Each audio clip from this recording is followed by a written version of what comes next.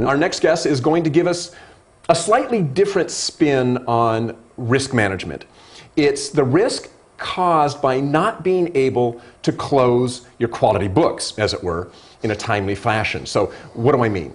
If you look at the figure showing here, I think we have a slide for this, it compares the average days to close for financial systems using an ERP versus two types of quality systems, a regular QMS and an enterprise QMS. And by close the books, and we'll get into this in a little bit, we mean to gather all the quality data together, as you might financial data, in order to get a quarterly snapshot of the company's state of quality.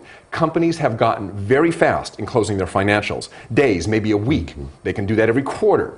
But companies that are using, let's say, an ad hoc, disconnected quality management system can take 3 to 5 weeks to close their quality books. That inability to evaluate the state of quality quickly puts company shareholders at great risk. And here to talk about that is Mike Cudemo, Director of Sparta Systems Customer Success Program, and the author of this week's article, Accelerating Quality Outcomes with an EQMS. Hi, Mike. Hello, everyone. Hey, how are you doing today? Good. Doing Excellent. Well, thanks for joining us on the show. Well, we only have time for, I think, probably a couple of quick questions. I want to get to really kind of two definitions. Quickly, I haven't really heard about this. Obviously, I understand that companies will roll up their financials every quarter. I've never heard of companies, and I've never worked for a large company, where they roll up or do a data analysis of their quality management system quarterly. Can you just tell us really quickly what that's about? Sure. Every company basically rolls up the state of quality to some degree or another, but it's not done in this, in a similar way that financials do. So, if you will, it's just very simple. They just they try to get everything from disparate systems. They put them into Excel spreadsheets. They then convert it to PowerPoint. And there's typically a quality meeting at the end of a month or the end of a quarter.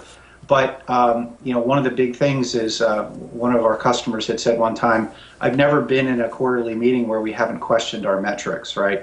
And so you look at that malaise, if you will, how long it takes to understand the state of quality against a product, against a business unit, against a department.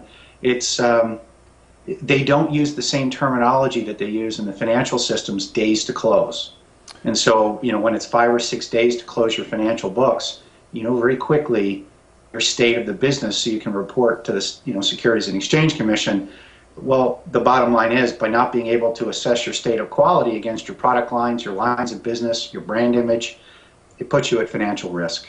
Well, let's get to that. So where does this risk come from? If it's taking you, I think you say in your article, maybe 3 to 5 weeks to roll up your quality books and get your quality report out, what's the risk in that? I mean, why is that dangerous for companies? It's dangerous because there's a material risk in financial accounting. They'll basically say, if we report financial performance and there's a mistake, we have to go back to Wall Street and restate our earnings. Well, not understanding your state of quality, where there could be a recall or potential quality issues, basically causes a cost in the books that could be a material financial risk. As a result, by not being able to, again, companies are very proud about the fact that they can roll up their financials very quickly. The CFO is very proud of that.